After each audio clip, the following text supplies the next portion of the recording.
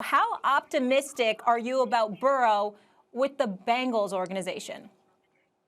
I'm very optimistic. Let me be very, very clear. I'm not optimistic. I'm not optimistic about a damn thing concerning the Cincinnati Bengals. I want to be respectful to, to Zach Taylor, who had a rough year his first year. We'll see what he does in the future as the head coach of the franchise. For years, I had advocated that Marvin Lewis needed to go. I never said that he did not deserve to be a head coach in the National Football League. I said he doesn't deserve to be the head coach in Cincinnati. When you have 16 years at a job in the National Football League as a head coach and you don't win one single playoff game in 16 years, I don't give a damn. It's time for some kind of change. That didn't mean that the change needed to be Zach Taylor. I think the biggest problem with the Cincinnati Bengals is from an ownership perspective because I think they're notoriously cheap. That's my thinking. Joe Burrow going to Cincinnati, he's an Ohio native. Obviously, he can ball. And if he shows that kind of potential on the NFL level, considering the kind of character guy he is, and he's somewhat of a local product, he can help galvanize, he can help provoke change, rather, and galvanize the state of Ohio to get behind them in such a fashion that it might force ownership in Cincinnati to veer from its ways and ultimately step up to the program and be committed to doing what it takes to give the city of Cincinnati a respectable postseason product. I get so sick and tired of all of these folks sitting around talking about, oh, Cincinnati's not that bad, and bringing up Kenny Anderson from the 80s and Boomer Esiason and Andy Dalton and all of this other stuff. What I'm saying, Carson Palmer, let's not forget him. And we know what Chad Ochocinco meant to that franchise. Got 7,000 yards, 1,000-yard plus seasons. I think it was like 5 or 6 consecutively. Chad Ochocinco was all-world. But here's the reality.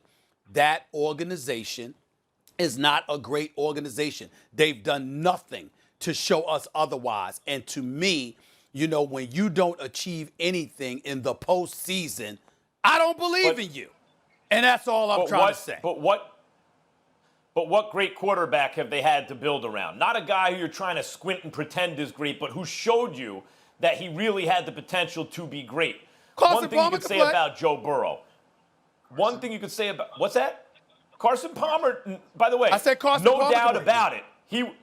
No doubt about it. He was not a top 3 quarterback like people were pretending back then. Oh, Tom Brady, Peyton Manning, and Carson Palmer. But he was a very good quarterback. But we're talking about special kind of guys. Carson Palmer looked that way for a minute. Andy Dalton, people were hoping to be that. Joe Burrow, the first time he got a chance to play, balled out.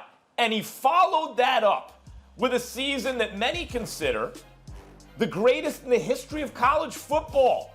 He just threw 60 touchdown passes in a season with 5,600 yards.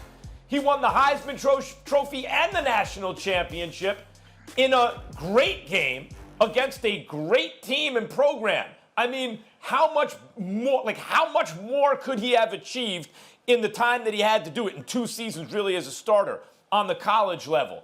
So are you optimistic about Burrow if you're just looking at the situation? Bad organization, bad franchise, drafts a quarterback number 1, optimistic or pessimistic?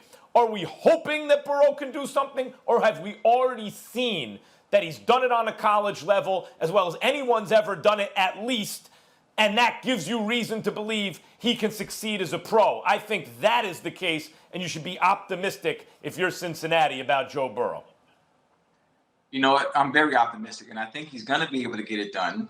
I think the Browns have relinquished some of the power about when the picks, allowing Zach Taylor to choose the players that he needs to continue to build a team that can win. When you think about at LSU, Joe Burrow, what did he have? He had the pieces around him that allowed him to succeed. Jefferson, Chase, the other receivers.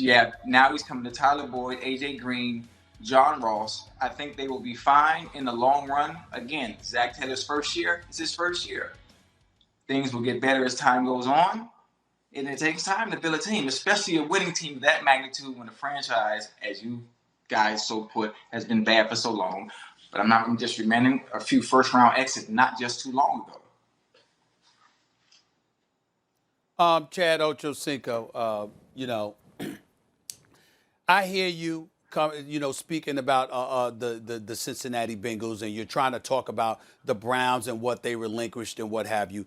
You know good and damn well when it comes to the Cincinnati Bengals, particularly from an organizational standpoint, they tend to sully and sour and contaminate whatever they touch. And at the end of the day, here's the deal, Max. You don't have to be a top 3 quarterback to win in the postseason. Trent Dilfer won a Super Bowl. You have plenty of dudes that have won the players. Kirk Cousins just won a playoff game.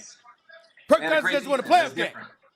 They had a great defense. I understand that, but I was just talking about his point about a top 3 quarterback, Chad. You don't need to have a top 3 quarterback in order to win a damn playoff game, okay? And usually the issue with the Bengals has never been talent. It would be one thing if you didn't have talent, and then all of a sudden I'm saying you're going to lose because you get talent. No, their problem is they've had talent, but the culture hasn't been great. I've seen no evidence that their culture has changed. What do you mean the coaching hasn't changed? Well, Zach Taylor just got there. He's only been there 1 year. I understand that. right. Look, I understand. I don't see much. They have cheap ownership, and you're right about that, Stephen A. You would think that kind of dampens any kind of enthusiasm you have for a prospect. And in football, no quarterback is totally immune to what's going on around them. They're dependent upon it. You know, even a great quarterback can be looked at to be like a really diminished guy if he's in the wrong situation. And I don't think Joe Burrow is Patrick Mahomes. But damn, did you see the season he just had? If we stop focusing on Cincinnati for a second and focus on the player, think about the Alabama game on the way to the championship. Think about the adversity he had to over just when it felt like, oh, here they come. We've seen this movie before. He righted the ship. Think about what he had to do in the national championship game and against whom. Going into that matchup, I was thinking, I know Burrow is the man. Thanks for watching ESPN on YouTube. For live streaming sports and premium content, subscribe to ESPN+.